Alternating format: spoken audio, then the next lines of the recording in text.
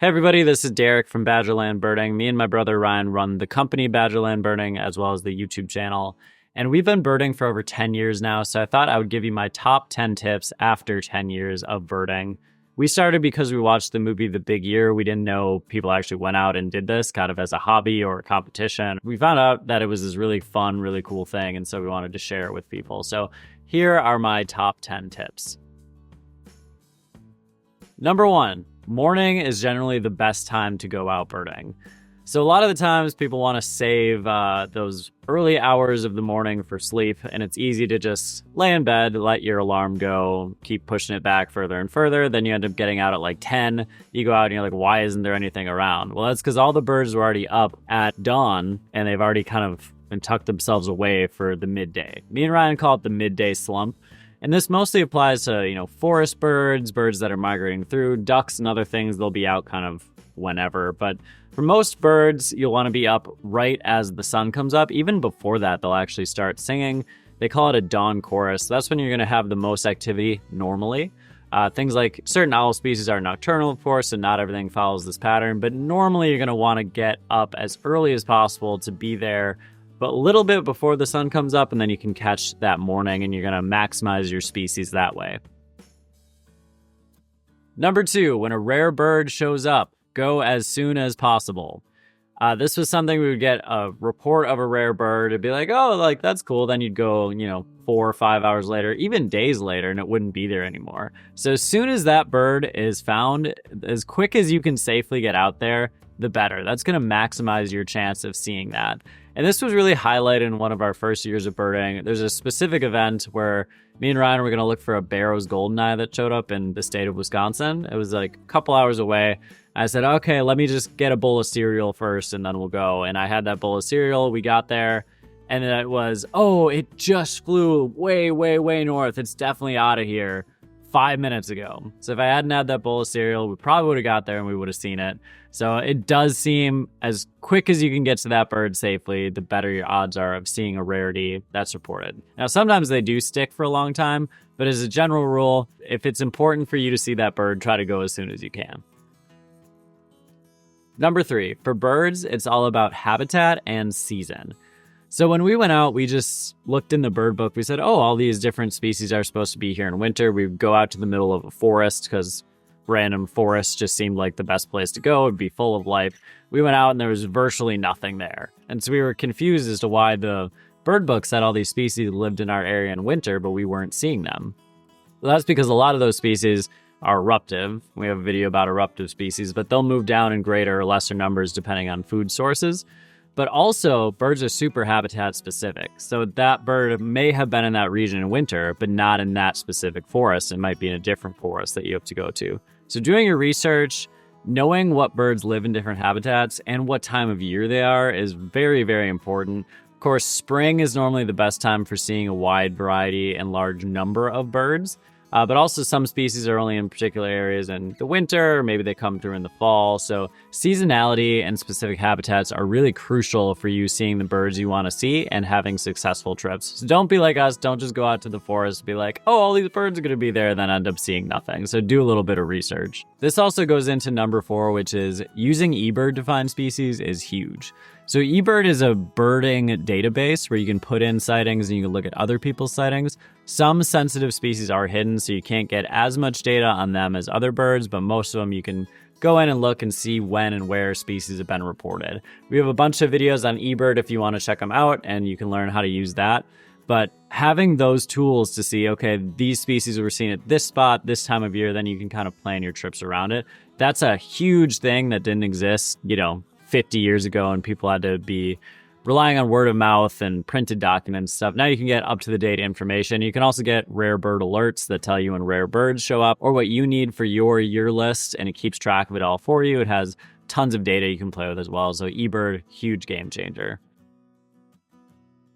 Number 5, learn from older birders and don't be afraid to ask questions and be wrong. Unfortunately, being 10 years into birding now, I've seen some of these really legends in the community and great mentors pass away.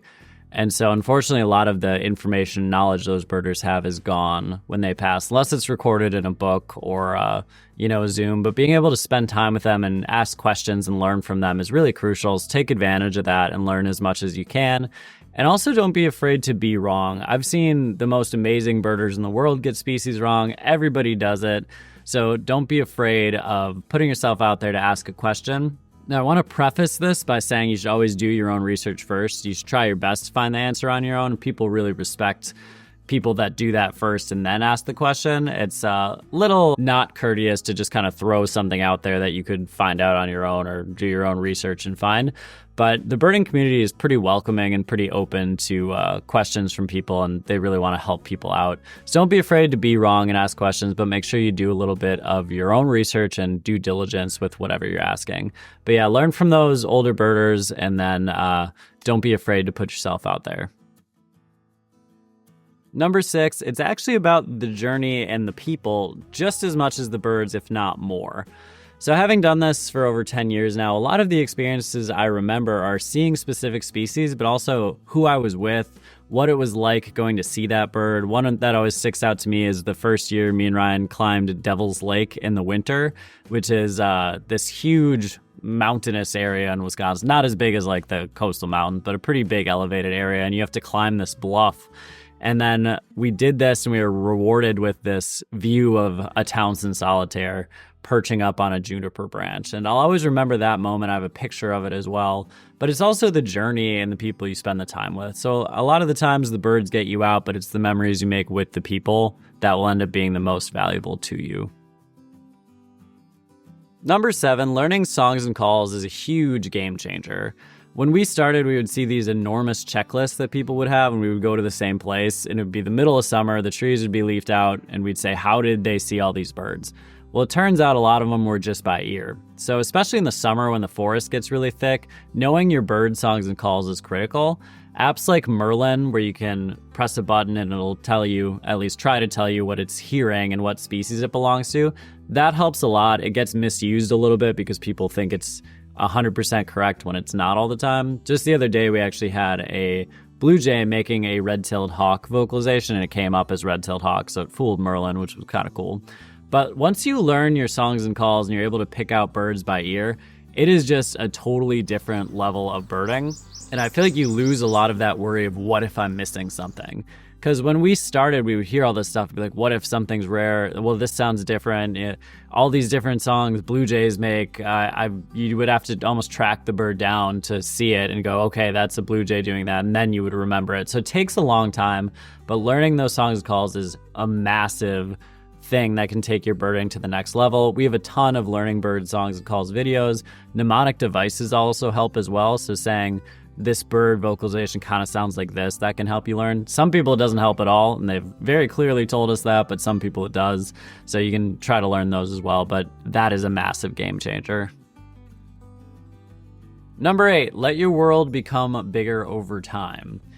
And what I mean with this is when you start, you're gonna kind of go in your backyard and look around, and then you'll go to other places in your county, then you go to other places in your state, then you go to different states, then you want to go to different countries.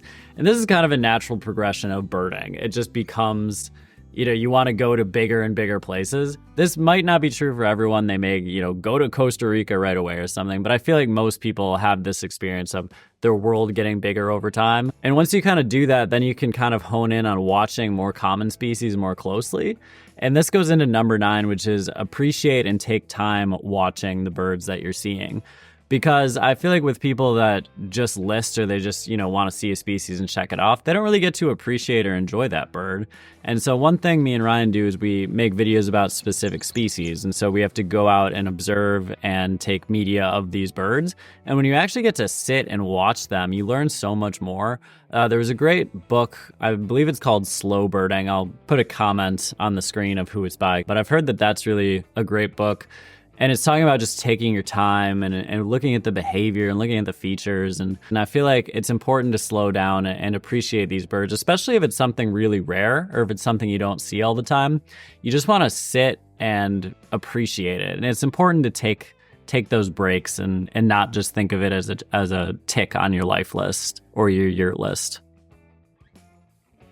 Number 10, let birding be whatever you want it to be. So this kind of goes with number 9 as well, but I love that birding can be as intense or non-intense as you want it. You can go travel the world, you can try to, check species off while also appreciating them. You can just watch birds in your backyard, you can be super casual. It can really be whatever you want it to be, but I think it's important you're in tune with your natural world, and birds are really a great connection to that because they're in a ton of different places, they make vocalizations, you encounter them every day, at least most of us would. And so being connected with the world around you, even if you're not like a hardcore birder, it's just awesome to appreciate that and have it be part of your life. So let birding be whatever you want it to be. I feel like some of my friends and myself included, if we don't go out as much, we feel like an obligation. Like, oh yeah, I haven't been out this much. I gotta be better about it. It's like, you don't have to. There's no obligation saying you have to do anything. Just let it be whatever you want it to be and have fun with it. So those are my top 10 tips after 10 years of birding. Let me know if you have any other great tips in the comments below. Thanks so much for watching. If you enjoyed this video, please subscribe to the channel. That really helps us out. Leave a comment, share. We appreciate that. We also have a membership program and donation program where you can give or become a member, and we have different perks.